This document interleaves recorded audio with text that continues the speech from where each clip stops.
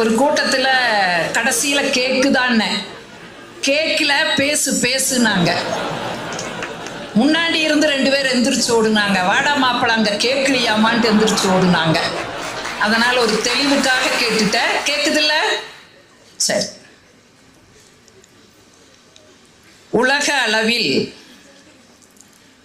உலக அளவில் ஒவ்வொரு மொழிக்கும் ஒவ்வொரு சிறப்புகள் உண்டு.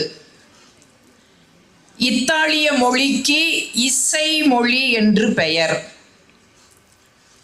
பிரெஞ்சு மொழிக்கு காதல் மொழி என்று பெயர். இங்கிலாந்து மொழிக்கு வணிக மொழி என்று பெயர்.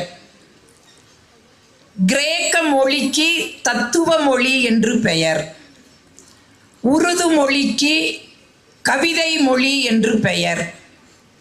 சமஸ்கிருதத்திற்கு தெய்வ மொழி என்று பெயர்.